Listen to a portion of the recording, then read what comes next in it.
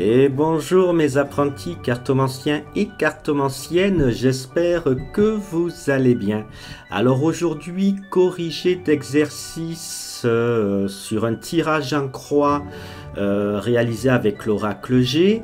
Donc c'est un tirage en croix que Émilie a posté sur mon groupe Facebook. Et donc Émilie demandait la question suivante, dans quel métier vais-je ou dois-je plutôt m'orienter? Et donc c'est ce que nous allons voir aujourd'hui. Donc Émilie a posté la photo de son tirage sur le groupe. Elle a également interprété, elle a du moins écrit sa propre interprétation sur ce tirage, ainsi que tous mes petits apprentis cartomanciens. Merci à vous d'avoir participé à cet exercice.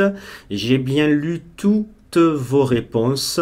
Alors il y a certains d'entre vous qui ont vu juste, d'autres pas, mais ne vous inquiétez pas, c'est normal. Quand on débute, on ne peut pas avoir juste, du moins tout juste dès le départ, et j'ai envie de dire, c'est en faisant des erreurs que l'on apprend. Donc voilà, aujourd'hui je vais donc vous donner mon interprétation du tirage en croix qu'Émilie a posté. Donc mon interprétation qui est la suivante, donc je ne vais pas lancer le générique pour une fois parce que bon, on va essayer de faire cette vidéo le plus court possible. Donc voilà, je ne lance pas le générique, je ne vous demande pas de vous abonner à ma chaîne ni de me rejoindre sur mon groupe Facebook. Voilà, on passe de suite donc au tirage en croix d'Émilie, et pour cela je vais switcher les caméras afin que vous puissiez voir les cartes sur la table. Allez, on y va. Donc voilà, je vais me décaler un petit peu. Voilà, je pense que c'est bon. Allez, donc voilà, là c'était donc le tirage d'Émilie. Donc là, ici, les deux cartes qui sont là, ce sont les cartes de coupe, parce qu'Émilie a mélangé bien évidemment son jeu Oracle G. Elle a fait une coupe du jeu, donc les deux cartes sont là, et ensuite elle a tiré les cartes une à une pour faire le tirage en croix. Donc voilà, sa question était dans quel métier dois-je m'orienter? Donc on commence par lire bien évidemment les cartes de coupe. Alors les cartes de coupe, ben, voyez-vous, elles ne nous parlent pas forcément correctement. Alors pourquoi? Tout simplement parce qu'en fait elles ne répondent pas à notre question. Du moins par une réponse, mais par plusieurs réponses. Parce qu'à la question dans quel métier dois-je m'orienter, si on regarde la carte du bateau, on pourrait répondre à Émilie, eh bien voilà, tu peux travailler par exemple vis-à-vis du bateau dans les métiers nautiques. Par exemple, je sais pas, pêcheur par exemple, ou je sais pas, travailler comme animateur, animatrice dans un bateau de croisière. On pourrait lui dire aussi, tu vas travailler dans un port pour charger, décharger les bateaux par exemple, donc en fait dans les métiers liés au nautisme. On pourrait lui dire aussi, ah, tiens, il y a l'avion, donc tu pourrais travailler dans les métiers liés à l'aéronautique, donc je sais pas, hôtesse de l'air, pilote d'avion, ou tout simplement travailler dans un aéroport. Mais comme l'ensemble représente aussi le voyage, le tourisme, on pourrait dire à Émilie, oui, tu peux travailler dans le tourisme. Alors le tourisme, je sais pas, dans une agence de tourisme, dans une agence de voyage, mais aussi dans les hôtels, dans les restaurants, etc., etc. Donc vous voyez déjà, cette carte nous parle de toute une flambée de métiers différents. Donc elle ne répond pas avec précision à la question d'Émilie. Vous voyez, rien que là, on aurait une multitude de métiers différents. La deuxième carte, la carte de la harpe, hein, nous parle de tout ce qui est lié à la créativité. Donc la musique, le chant, le dessin, la peinture. Donc là, encore une fois, un tas d'autres métiers différents. Vous voyez, dessin, alors dessinateur, peintre, sculpteur, potier. Donc là, effectivement, les cartes de coupe ne nous répondent pas avec précision et même elle nous met dans le flou puisqu'elle nous parle d'une tripotée de métiers différents.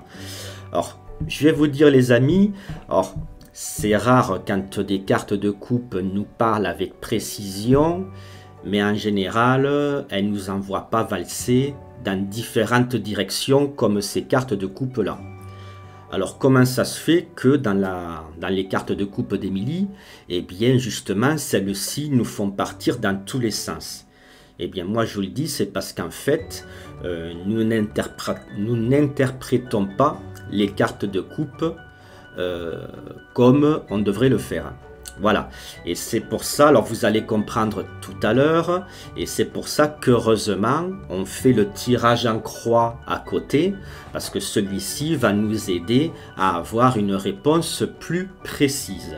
Donc, Émilie, on voit par la carte ici, la carte de gauche, la carte du désert. On voit qu'au niveau boulot, actuellement, ça ne va pas bien pour toi. Alors, soit parce que tu n'as pas de travail, soit parce que tu as un travail mais celui-ci ne te convient pas, peut-être bien tout simplement qu'il ne te plaît pas, qu'il te fatigue, voilà, en tout cas au niveau professionnel, ce n'est pas ça. On voit qu'après, avec la carte du soleil, ta situation professionnelle va s'arranger. Donc c'est plutôt une bonne nouvelle. On voit aussi la croix qui pourrait nous dire justement eh bien, que tu arrives à la fin d'une situation difficile au niveau professionnel. Et donc qui dit la fin d'une situation difficile dit le commencement, un nouveau départ professionnel. Et la carte de la ville pourrait nous dire que justement tu vas travailler peut-être dans une grande ville, donc tu vas peut-être devoir te déplacer ou déménager, à moins que tu habites déjà dans une ville. Mais la carte de la ville nous dit aussi que ce changement ne va pas s'opérer du jour au lendemain. Rappelez-vous, il y a trois tours qui ressemblent à des marches d'escalier. Donc Émilie, tu vas devoir traverser une étape, 2 étapes, 3 étapes, donc plusieurs étapes avant d'opérer ce changement professionnel. La carte du milieu pourrait dire qu'une certaine personne plus âgée, ayant une certaine, on va dire, expérience, va peut-être t'aider à t'orienter professionnellement. Voilà, maintenant, moi, d'ores et déjà, donc ça c'est l'interprétation classique que certaines personnes auraient fait sans réfléchir instinctivement, hein, et c'est très bien. Moi après je vais vous donner ma propre interprétation qui d'ores et déjà, je vous le dis, hein, m'a donné la réponse. Je sais déjà dans quel métier Émilie devrait s'orienter. Là c'est clair et net, j'ai ma réponse. Alors, je ne sais pas si vous l'avez, mais je vais vous la donner, c'est le but de cette vidéo. Donc, moi, qu'est-ce que je vois? Rappelez-vous les amis, l'oracle G, comme n'importe quel oracle, c'est bien d'étudier avec le livre pour apprendre les mots-clés, les significations, pour apprendre tout par cœur. C'est bien aussi de regarder mes vidéos de formation pour bien apprendre, pareil, les mots-clés, les influences, les significations par thème, hein. Mais je vous avais dit aussi, voilà, très important d'apprendre à tirer les cartes en vous servant des illustrations et laisser travailler votre imaginaire, parce que c'est comme ça, du moins c'est une des façons qui va vous permettre de développer votre intuition. Et donc, je vais vous montrer ce que ça donne dès à présent. Donc, moi, si je fais travailler mon imagination, ma créativité, et donc développer mon intuition, que vois-je là? Moi, je vois une terre aride, donc une terre stérile. Une terre stérile, pour moi, c'est une terre qui se meurt. Et là, déjà, vous voyez, l'interprétation de ma créativité, de mon intuition, moi, je trouve qu'elle est flagrante. Vous voyez, j'ai bien dit, cette carte, pour moi, représente une terre qui se meurt. Et comme par hasard, juste à côté, on voit la carte de la croix qui représente la mort. Et entre les deux, juste au milieu, on voit la carte d'une personne âgée. Donc déjà, moi je me dis, eh bien, Émilie va travailler pour accompagner les personnes âgées en fin de vie. Donc, elle va devoir être là pour leur redonner le sourire. Alors, pourquoi je dis ça? Eh bien, elle va devoir travailler pour leur redonner le sourire afin que le chemin, en fait, que ces personnes âgées doivent faire de leur vie actuelle jusqu'à leur fin de vie, eh bien, Émilie va être là pour que la transition se passe au mieux. Alors, pourquoi le soleil? Ben moi, par exemple, on dit toujours de moi que je suis quelqu'un de solaire. Pourquoi? Eh bien parce que c'est vrai, vous l'aurez remarqué dans mes vidéos, je suis quelqu'un qui est toujours souriant, qui rigole tout le temps, qui est toujours de bonne humeur. Et donc Émilie, quelque part, c'est ce qu'elle va devoir faire, ça va être son métier, ça va être de redonner de la joie et du bonheur à ces personnes âgées qui sont en fin de vie, qui vont devoir faire un chemin, et donc chemin qui est représenté par la carte du bateau. Et oui, c'est là que je vous disais, on n'interprète pas bien les cartes de coupe, c'est-à-dire que par exemple la carte du bateau, on s'est dit oh ben c'est le tourisme, c'est l'aéronautique, c'est je sais pas, le tourisme, etc. Mais en fait la carte du bateau symbolise aussi le voyage. Et le voyage, ça peut être aussi un voyage de fin de vie. Nous sommes vivants et nous voyageons vers la mort, vers la fin de notre vie et peut-être le commencement d'une nouvelle vie. Tout dépend ce qui nous attend après la mort. Donc, voyez, la carte du bateau, fallait l'interpréter dans ce sens-là, dans le sens voyage. Et la harpe, on l'avait interprété dans le domaine créatif, eh ben oui, musique, poterie, peinture, et c'est très bien. On pourrait dire qu'Émilie, justement, va redonner le sourire à ces personnes âgées, va les accompagner dans leur chemin, leur redonner le sourire parce qu'Émilie est quelqu'un de solaire, elle est comme moi, quelqu'un de souriante, qui a toujours la bonne humeur. Et elle va redonner le sourire à ces personnes-là eh bien, en organisant peut-être des petites activités, donc peinture, musique, danse, etc.